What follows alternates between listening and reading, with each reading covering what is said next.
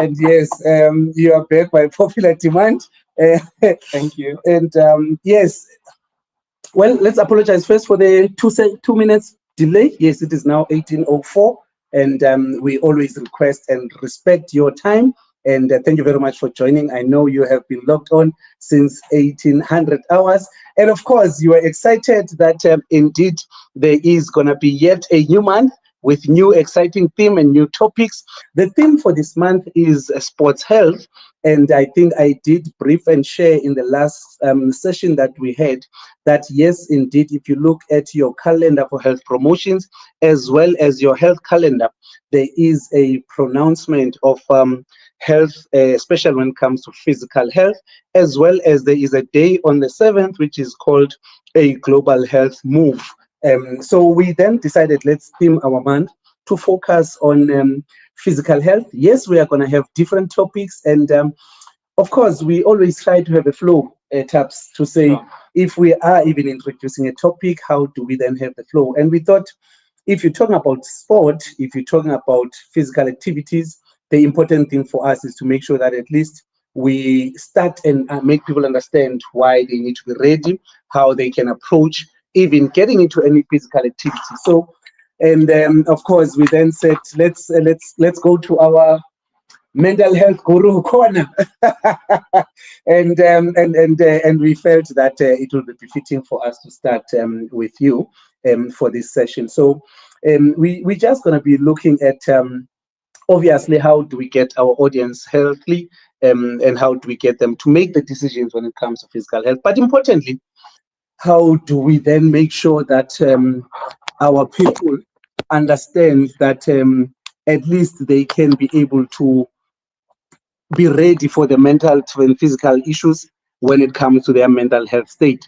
So ours was to make sure that we are able to ensure that people get to understand and get to be as free in making the decisions that they would like to make when it comes to issues that relate to mental health. So that is what we're talking about today. And we just want to make sure that at least people get to be on the same page with us. And I hope we're still fine. And I would like to ask those that are still logged on to view us on DrBTalks to indicate if we are still on, as well as those that are joining us on Sowetan Live to maybe just send some thumbs up, send some hearts to indicate if we are indeed logged on for the session, so that we don't leave anyone behind. Instead, we all move together. As you know, at DrBTalks, we are one family, and we always prefer that we do things together. So just those that are logged on, please send a shout out or do indicate if we are logged on, and then we can be able to move. If not, just indicate to us what button we can click on and make sure that we don't leave anyone behind, and make sure that we can continue. Taps. I know that we always prefer to just hit the ball running and make sure that at least we don't leave anyone behind. But also we need to be able to be flexible sometimes with some of these issues and just make sure that we roll, which is also part of the mental health issues.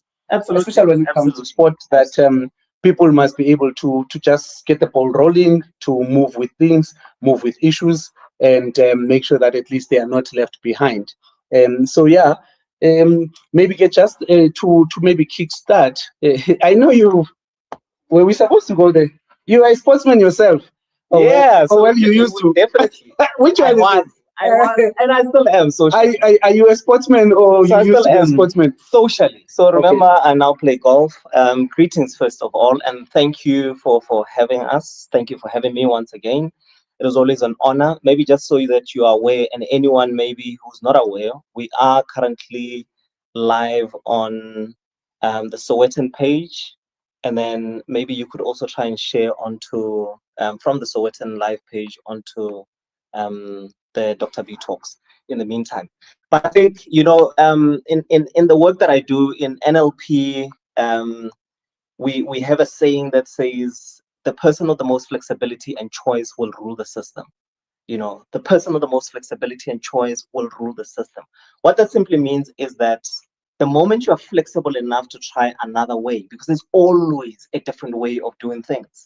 And we face challenges in life. Are you flexible enough to try a different way of doing things? Are you able to stay calm in the midst of challenges? You know, and I'm hearing probably people might be asking on the other side, you know, maybe just to reiterate what I just shared now, those of you who maybe the camera angle might not be so great here on the Dr. B Talks, so please move over onto the Sowetan Live page.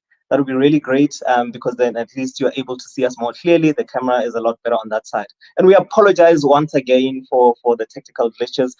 And I thought maybe people might be asking, what is NLP? And I wanted to really just start with that, because maybe the last time when I introduced myself, I failed to mention that I'm also the international ambassador for the Association for Neuro-Linguistic Programming in South Africa. So what is NLP? NLP is neuro-linguistic programming, and the neuro speaks to the mindset, your thinking, how your mind works, and the linguistic speaks to how you communicate, language, how you communicate, but how you communicate with other people and how you communicate with yourself. And remember, we also communicate verbally and non-verbally. So a lot of the time we're aware of how we communicate with other people, but we're not aware the internal dialogue that we have. That internal dialogue that I normally say, you know, I'm sure you probably heard somebody, you know, maybe how other people, maybe different races, pronounce your name. Yes, and I remember the one you mentioned about Thabiso. Thabiso. Yes. People are like Thabiso. But here's the thing. I want you, and anyone who's listening out there, I want you to just think about how they normally say it, and say it in your head. Without verbalizing out your mouth, say it in your head and tell me if you manage to hear yourself do it. So just say it in your name, how people mispronounce your name, and let me know once you've heard it. Well, for me, it's most common with my surname. Okay. So yes. Hold on. So were you able to hear it, how they mispronounce it in your head? So with that example, the point I always make is we have conversations with ourselves that we listen to. Sometimes we are aware of it. Sometimes we are not even aware of it. And that's the communication. And then lastly, the P, which is programming, is those habits. You know, those habits, those things that we do so often that they end up becoming a program. We do them automatically without even thinking about how we do them. And this really speaks into our conversation for today for peak performance, because the moment you are able to get the resourceful behaviors that are helpful and able to use them automatically, you are then in peak performance. Because peak performance, in essence, the simple way of to describe peak performance is that it's when you have alignment between your mind, body, and emotions. And when you have and in alignment relative to your desired outcome. When you know, but you want to win. You know you want to win, but when there's that alignment, you're one. You don't have to think about it. You're doing it automatically. You're in a resourceful emotional state, and you're acting in ways that are resourceful, in ways that you are performing at your best. So when you're able to do that automatically, there are things that you do so well. When you're doing so well, you do it automatically. You don't have to think about it, because that's when a lot of us, we could say it's when I'm in the zone or when I'm in flow. So we're saying basically, even when it comes to preparing for sport, one of the issues that we must try and be alert or be aware of is that you have your innate mental state that is already there before you even decide whether you're participating in sport or not. And like you say, there is always going to be that conversation innate that what is your desired outcome and how do you get yourself ready for that? And that's what we want to now prepare people and make them understand, that when we talk of sport and the mental readiness thereof, first understand who you are and how you manage, or you have this internal conversation with yourself when it comes to performance. Absolutely. So and before we even move into the conversations that you have with yourself, the most important thing we first need to become aware of is that for you to be mentally prepared, people will exercise. They will exercise and get themselves physically ready to go and perform. But we never actually sit down to get our mindset, to get our mind ready to be able to perform. And how do you actually even prepare in that way? And that's what we need. So the first thing you need to be able to do is get clear. Have clarity of the outcome that you want and how you want to perform when you are performing. So I need to think about the game that I want to play, whether it is golf, whether it is soccer. I mean, I played all of them. But the most important thing that I realized, when I'm able to play that picture in my mind and know how I want to perform, know what I want to do, it makes it easier for me to be able to perform. And I always say that when you don't have clarity in your mind, you have confusion.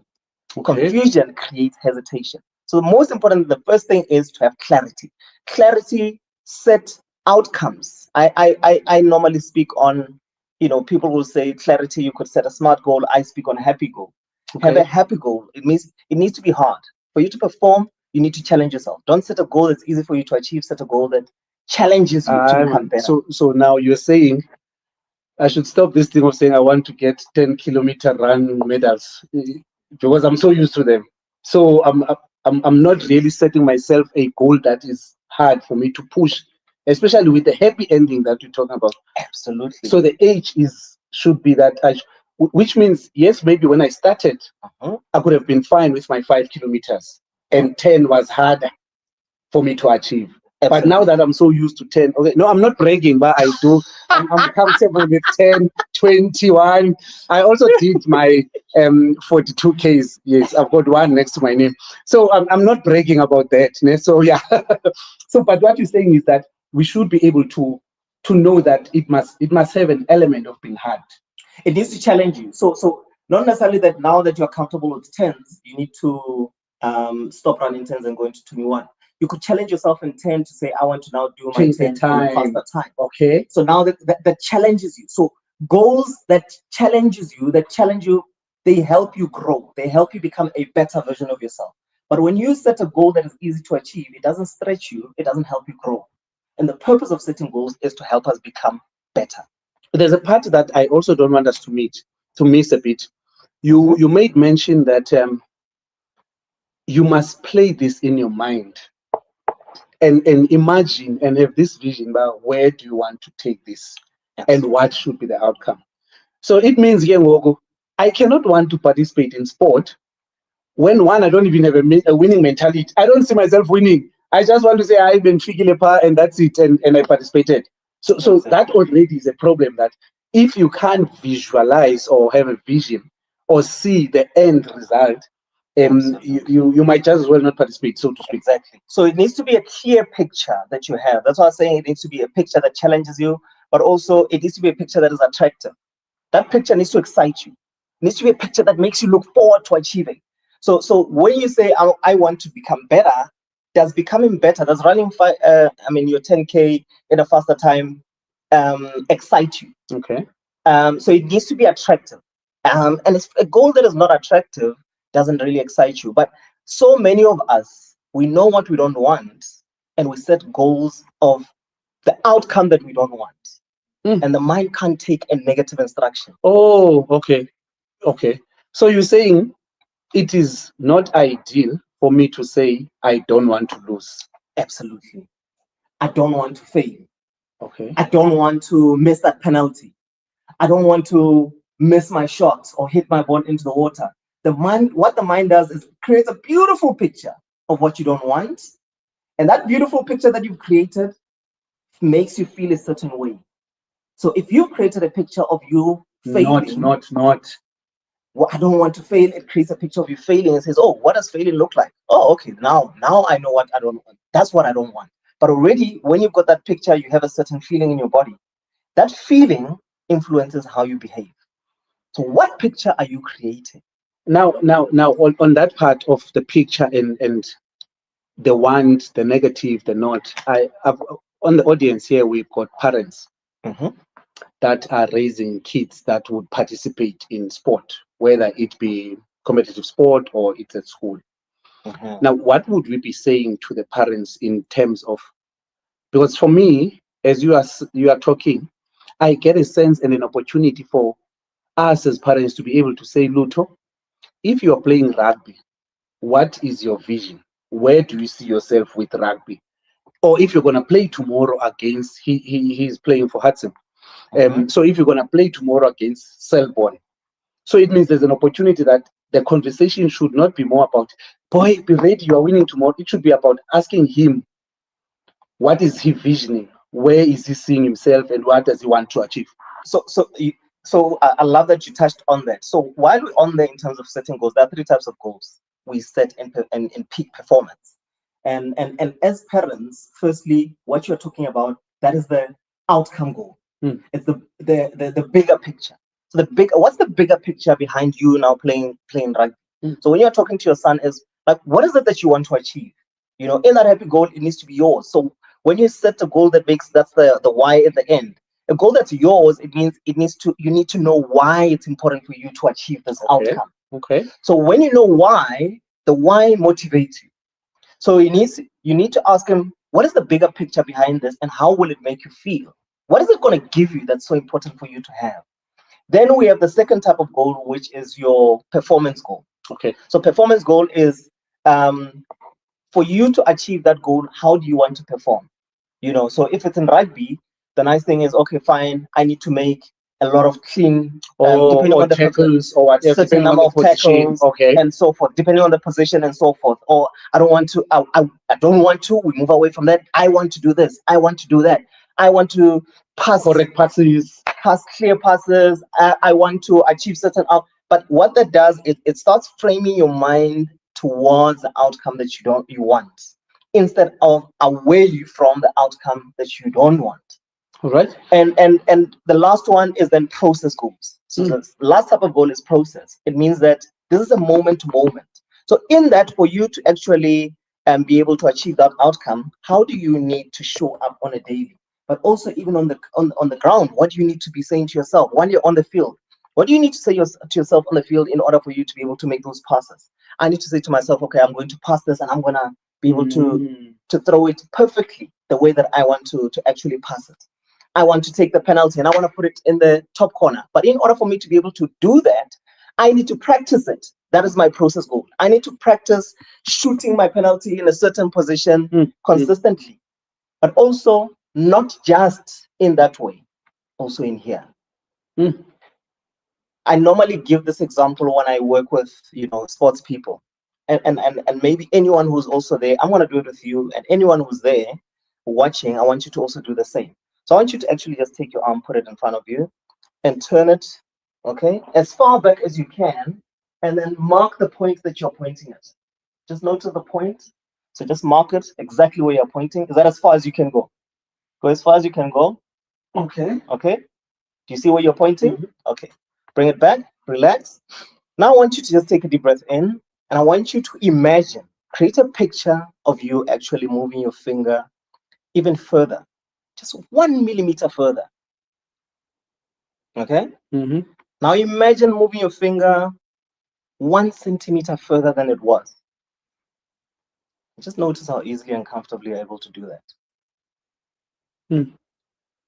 I want you to imagine moving your finger 1 more centimeter further, and notice how easy and comfortable it is. All right. Now coming back, I want you to do it again, and just notice how much further you go. So I want you to stress. Now you can stretch your hand. Do it again, and let's go. You mark the place. Let's go. Go as far as you can, and just notice what's happening. Okay. The power of your mind. So many of us limit ourselves by not using our mindset. You are simply, just in the small moment, you simply just exercised your mind. So as a parent, train your children. We've seen it in Olympics. People who sit there, I think there's the one lady who was quite famous who actually played, would play in her mind, and should actually be moving the whole routine before she even starts. She plays that whole routine before she does it, and she sees it in her mind. I say, in order for you to perform well, you need to achieve things twice. You achieve it first here, and then you go and do it physically. So, remember I said our viewers, we have got parents, and for them, it's always a question of being a present parent. They want to be present. They take it that we're doing our part. We are there. We're supporting. We're taking the child to play and whatever. Yeah. So, and I think the message you're sending now is maybe let's move a step back. It's not only the actual day, It's not only the carrying of the bags. It's not the physical in the main.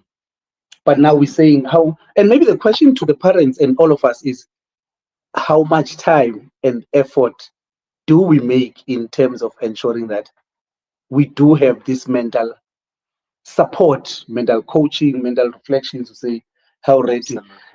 I almost exposed myself, but no, I think this one is a positive one. We had I think I just got here 2023, and there was a race. It's the Sowetan. It's usually around November, first weekend of November actually.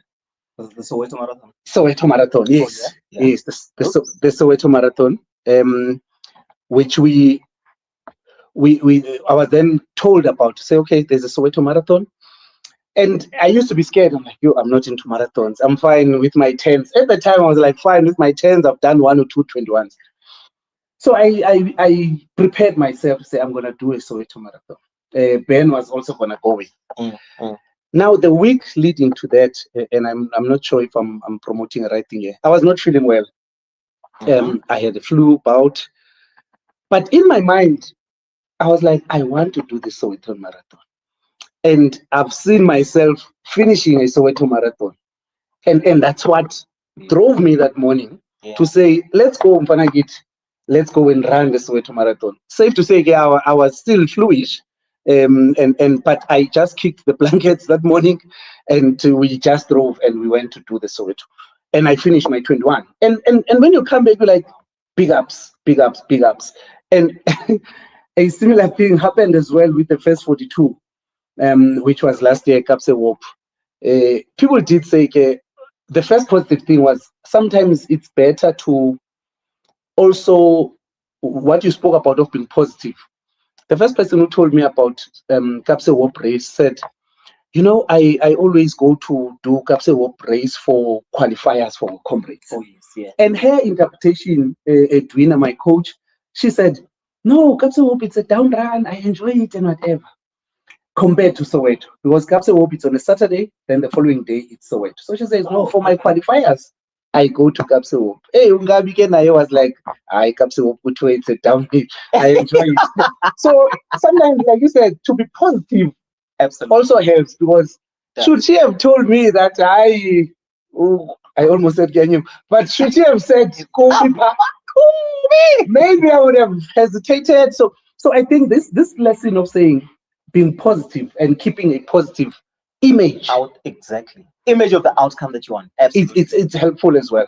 So to the parents out there and the athletes that are out there, it's a reminder that as we prepare for any other participation, as we prepare for any activities that are sport related, can we then continue to consider being positive about things, being positive about our approach, but importantly, keep a positive mind and a positive image of what you are getting yourself into, especially understanding that at the end of the day, what you want to achieve is to, I think earlier on we spoke about performance. You want to achieve a certain level of performance that will help us. So please, those who are also tuned in, help us to break down this comment or break down this interpretation, as well as break down this conversation, and share with us what has been your own experience and what has helped and what has worked for you, especially when it comes to the attitude, when it comes to the mental state, when it comes to the mental preparedness thereof. Just the last one we did with Ben, the 15Ks we did last month.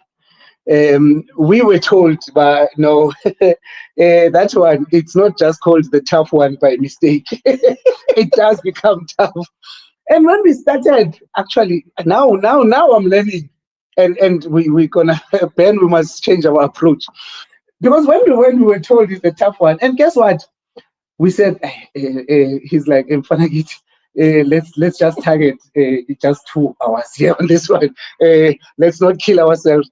And because we were also told and we were looking forward to a harsh race, safe to say we did 203, I think 201 or 203. We even missed our 2, but to our justification, we're like, but this is not called the tough one for nothing. So I think, like you're saying, once we continue to focus on the negative image of the sport that we're going to participate to, then it creates that drawback in terms of the performance. Absolutely. And I love what you just mentioned there, that there's something that we call the reticular activating system in NLP, and basically that is just the science of focus. And with what you just said, I want you to just become aware. Opportunities are now here and opportunities are nowhere are spelled exactly the same with the same letters. I pinned the put. Opportunities are now here. Opportunities are nowhere. It's spelled exactly the same way. The spaces are just in different. So if I put those letters together, all together, and I say, put them now and explain what we mean. We are saying let's leave out opportunity. Opportunity we skip the same. Now you are saying when someone says opportunities are now here, which means it's NOW for now, and there is here, which is HERE. Absolutely. Opportunities are now here. You are saying it's the same as opportunities are nowhere. Opportunities are nowhere, which means it's NO for no, WHERE, which is where. Exactly. I can walk. And if I had to put all those letters together and say, what do you notice? What do you notice? Some people would see opportunities are nowhere. And that is because you have been programmed to look for problems. And if you are programmed to look for opportunities, you will read it differently. You will separate the words. So if I put all those letters together, thank you. So somebody just right there, now here, no way. Absolutely. Now you see it there. Which is so and what this says, I don't know if you have heard of this. There's this concept called the red car theory. That's where the science of focus is. So you've probably experienced this in your life. After you bought a car, Bujish, you started seeing more cars like yours on the road. It's not that everyone went and bought the same car you bought. You started noticing that. Or the moment you started thinking, I want to buy this car, you started seeing more of them on the road. And even now, once you bought a car, once you bought that car, when you see a color, if your car is red, when you see a color that's maroon, you're like, that one's also like mine. What? You are looking to prove yourself right. So the mind looks for proof to prove itself right. If you believe it's going to be tough, your mind is going to change things to prove you right. In NLP, we talk of these deletions, distortions, and generalizations. Deletions are what we selectively focus on. So as people, we selectively focus on certain things. I'm sure you've probably experienced it while you are maybe driving on the road. And then, or maybe if you are reading a book, but you read a certain page, you go, and then afterwards you're like, did I even read this? But you read it, but your mind deleted it. It's selectively focused on what it was important for you. I normally give this example to say, if maybe you are sitting watching the derby, Pirates versus Chiefs, what you're doing is you are watching. You're not talking about the 3-0, you're talking about the 1-1. Nah, the 1-1 at least was better. Yeah. No, so here's the thing. so please. Why do you even mention that one? I deleted that. I forgot about it. No, the 1-1 is better off. Yeah, no, the 3-0 was no. So while you are there watching, you're playing better than the players themselves. You're even coaching better than the coaches. You are inside on the ground even doing it. If your spouse or somebody was to say, hey, can you please take out the rubbish? The likelihood is you will not hear them. Why? Because you are focused on the game. And what are you focusing on in your life? Are you focusing on the things that will help you perform better? Are you focusing on the things that will limit you or keep you stuck in life? Thank you very much. We see nowhere here and now here. I think one of the issues that I like also the practical reference to things that people go through daily, whether it be a question of the car that they just bought, or even could be a nice jacket, or it could be a nice dress code or whatever. So because there is a positive attachment. Absolutely. That's what we call it. It stimulates you. A clear desired outcome. It's clear. You've got clarity. You know the outcome that you want. But if you have a negative one, you are clear about what you don't want, and you will create it. Pujish. Yes. So those of you who are like me, who are now going to change their game plan when it comes to participating in sport, of course, we're going to start with mindset, and it starts with being positive. And I think I've got this passion here because I always want us to be able to impact from tomorrow. So hence, I keep on reminding the viewers also that are raising kids, especially those that are still in teenage. But we need to be able to, because there's this weakness, or if not a risk, at some point, where you would find that the parent now seems to be wanting to relive their, I don't want to sound harsh, failed moments through the child. And also in how they discipline harshly to their kids. Why? Because unconsciously they are beating themselves up. They are not even disciplining the child. The child reminds them of themselves when they didn't perform, and they go extra hard. It's no longer even about the child. It's now you are reminding me of my own failures. And that's why a lot of parents will be a bit harsh. So it's a question of, because Thabiso used to beat me and finish first and whatever, now when you cannot allow that boy in your school or that boy in your class to be the one to beat you up. Absolutely. You know, and we, you know, one thing I had to learn very fast, you know, the moment my son is 3 years old, and I wanted him to start playing soccer from the age of the moment he could walk. I started putting the ball there to say, kick the ball, kick the ball. I wanted him to be like you, the Arsenal player. I don't just pick up like you. So I used to try and creating a ball now. It's not ball. And until, you know, Bayeni, until I just focus on us having fun, you know, whether he picks up, I still play with him and I don't try and get him to do it any other way. Guess what? He started kicking the ball. And now you say, Daddy, look, and you kick it. Now there's a positive reinforcement for him, because he can also see that you light up when, as a parent, but when he kicks him to do it, he does it when he's ready, when he wants to. And I think as parents, we need to really just give our children the opportunity to make those mistakes. Just allow them to have fun, because they do get to a point in their lives where they feel like, oh, I want to become better. You know, so like recently, I mean, I bought them clubs, you know. As in golf now? Golf clubs. and you still have to show me how to hold on. We still have to go. Okay. Yes, we'll still have to go. Actually, a friend of mine is a coach Songs. He's actually watching, I'm sure. But so he said one thing, because I'll take him and then he would not want to hit the ball. He would just want to run around and whatever. And the other day he's like, oh, Daddy, can I hit? And he hit. Then he saw another boy and he's like, oh, wow, Daddy, that boy can hit the ball so far. But the boy's a bit older. Yes. And he took the clubs and he started. He wants to attempt now. He's got the motivation now himself. That's why I said in the happy goals, the why it needs to be yours. If it is my mom's goal, I don't have the motivation to achieve it. If it is my dad's goal, I don't have the motivation to achieve it. But the moment it's my goal and I know how it's going to benefit, I have the motivation now, and I will do whatever it is to get to the level I want to. So always ask your child, what do they want? So I love what you just said. What do you want? What do you want to achieve? Where do you see yourself going in the sport? What do you see yourself achieving? Because now you see, how can I support you to get the outcome that you want?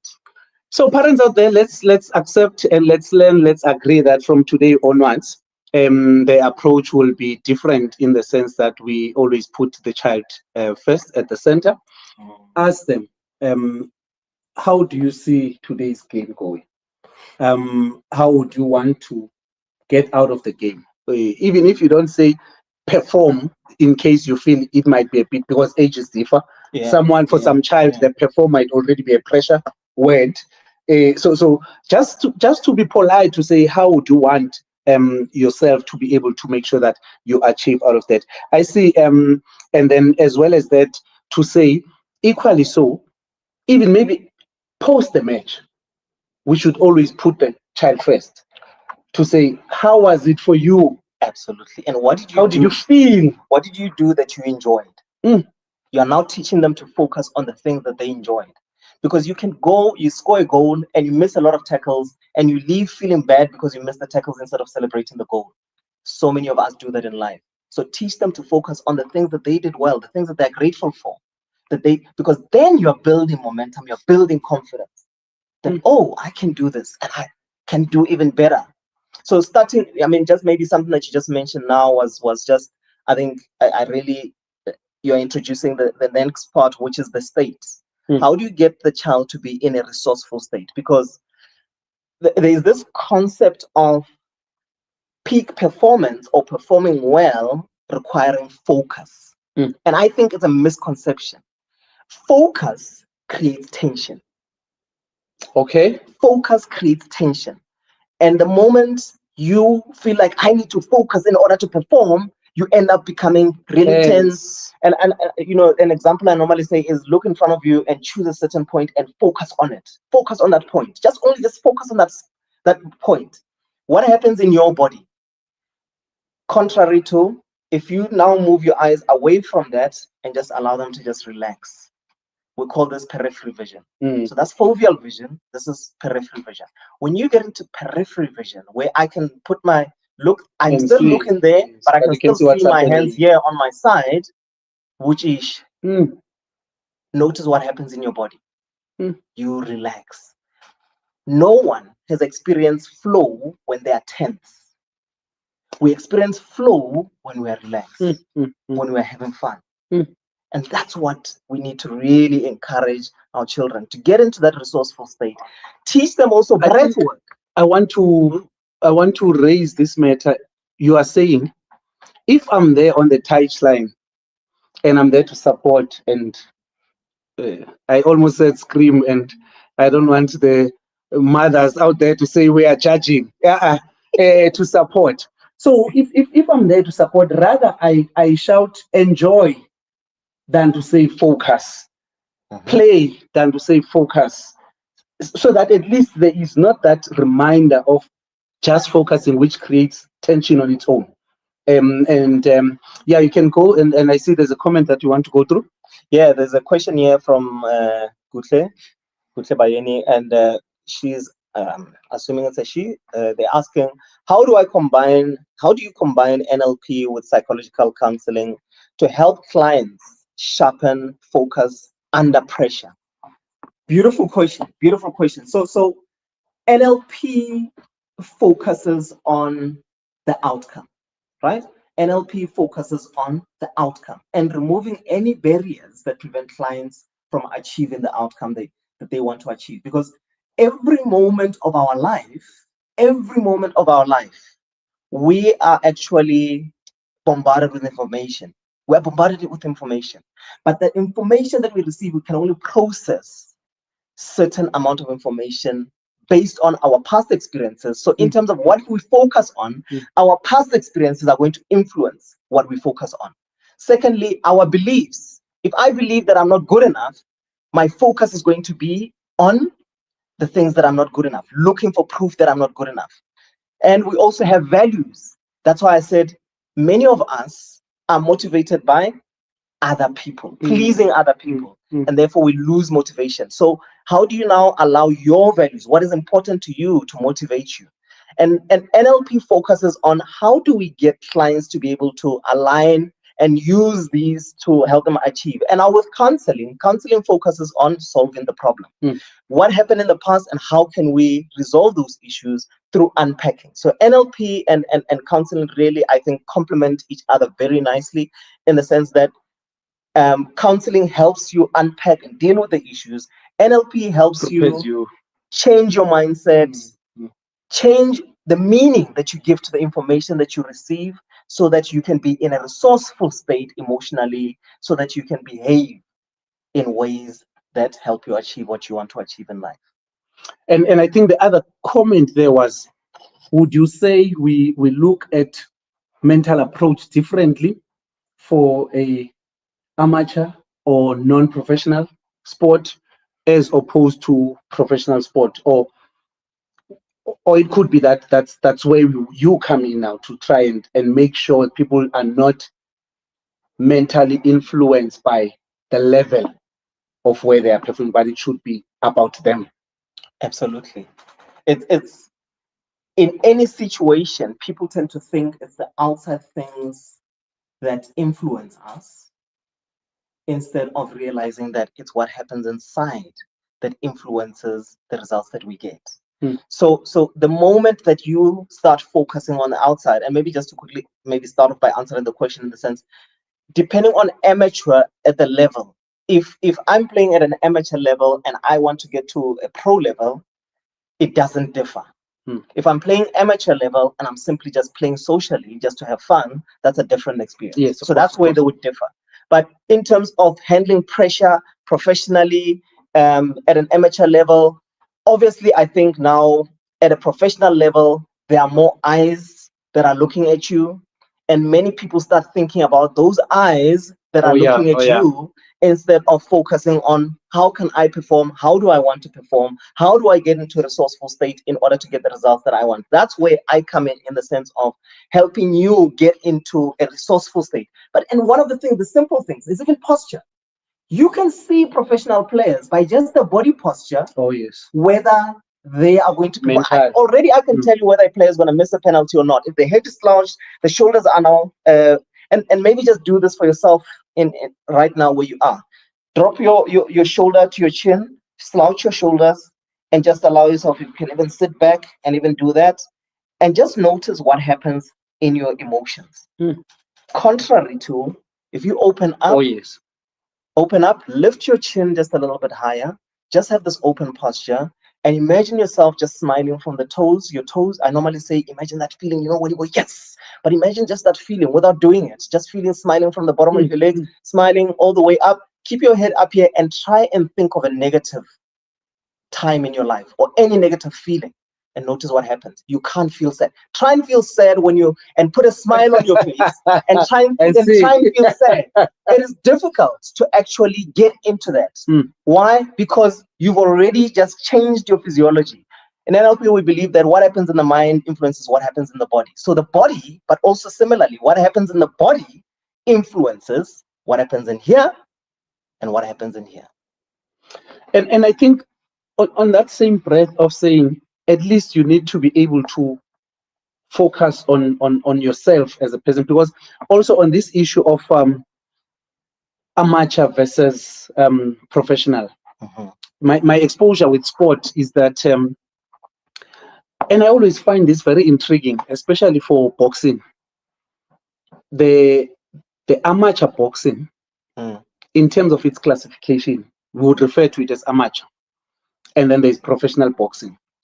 But interestingly so, for athletes to participate in Olympics, they must belong to amateur.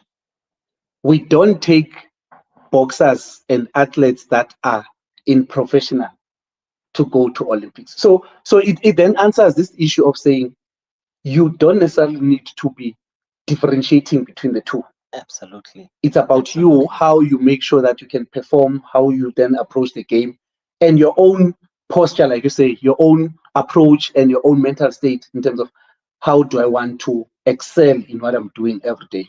And that's where the importance of process goes. Because now my goal might be to go and play, to go and fight in the Olympics. What am I going to do in order for me to get there? So I need to show up consistently in ways that will help me perform at that level. And normally they say you need to have a pre-match setup in order to perform well. If you have a pre-match setup, but you don't do that pre-match setup in practice, you're gonna struggle, because then that pre-match, what is it setting you up for?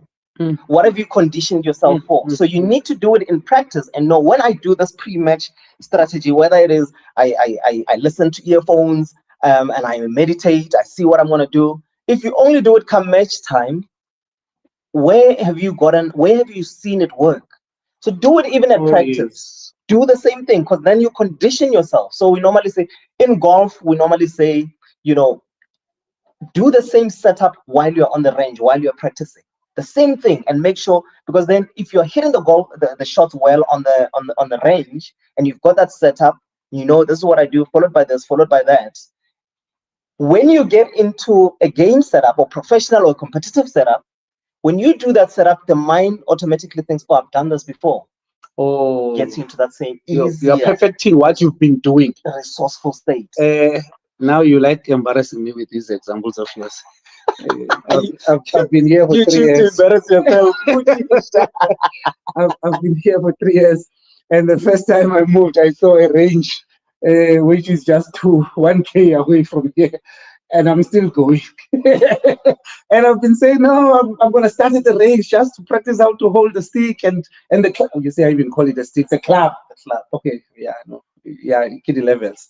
I quick golf between okay, maybe corner. I quick Angole golf where I come from.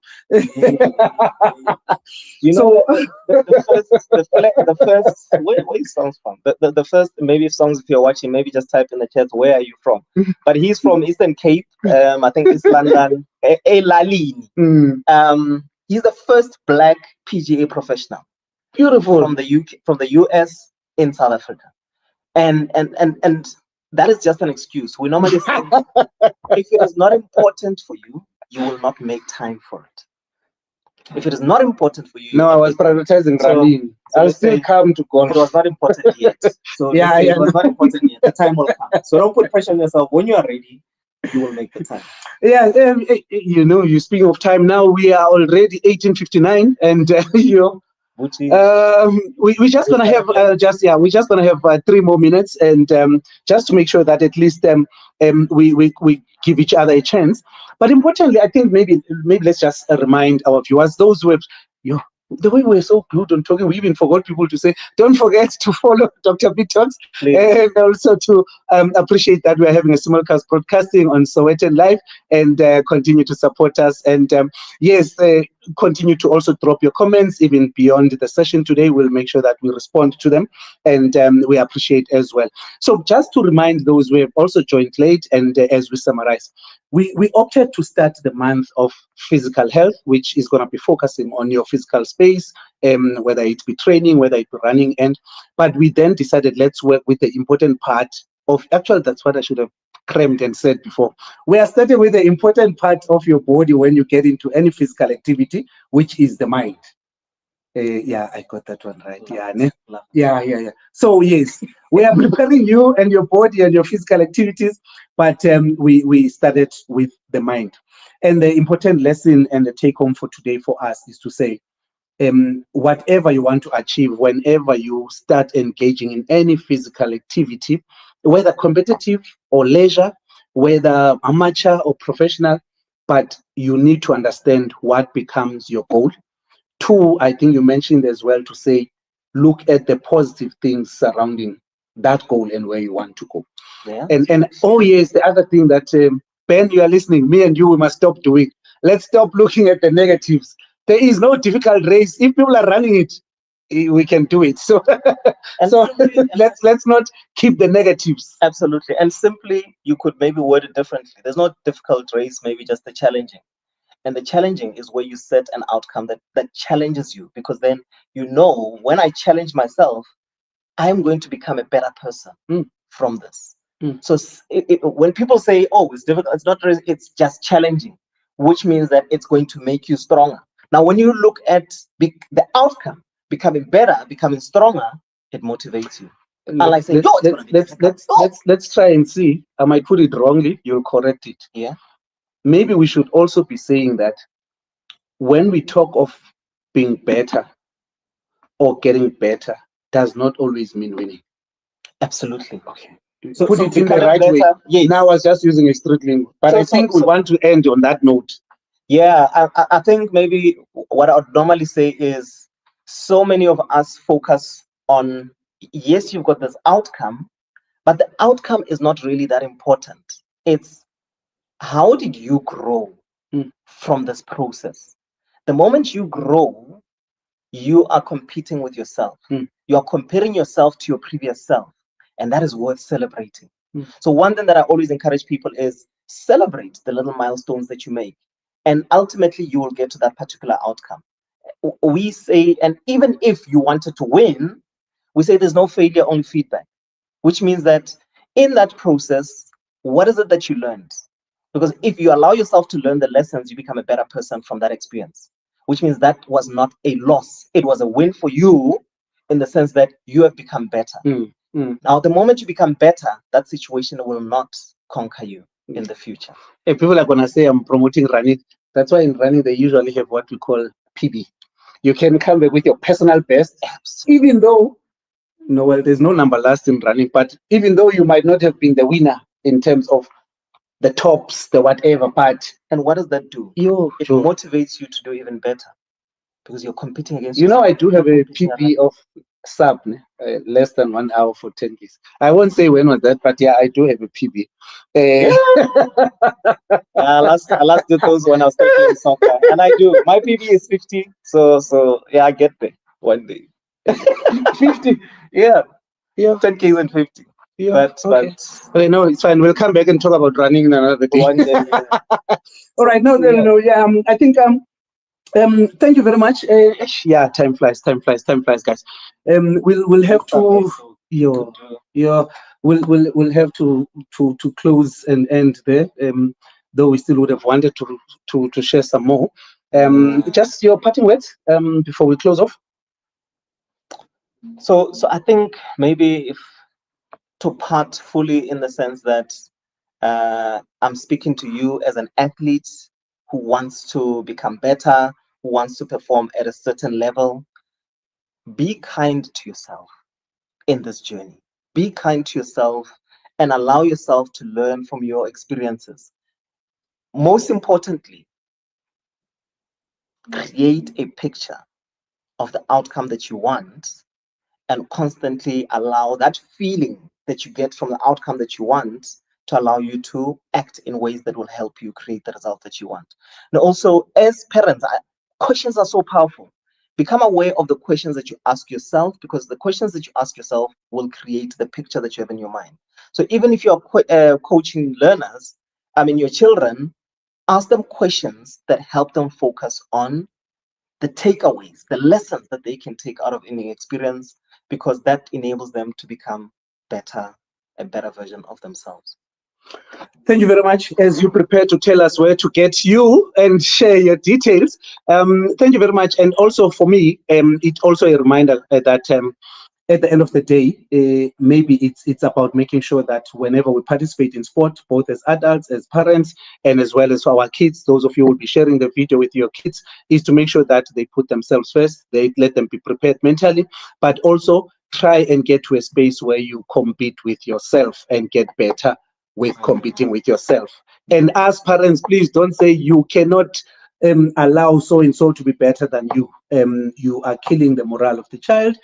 So make sure that you build them and make sure that they can be confident and comfortable on who they are. So that's it from DrBTalks. We're just going to give Tabs to just share the details where we can get hold of him. Please, those who might have joined late, we're still going to have the video on the page as well as on Sowetan. And yes, we'll continue at DrBTalks to put some clips on the reels.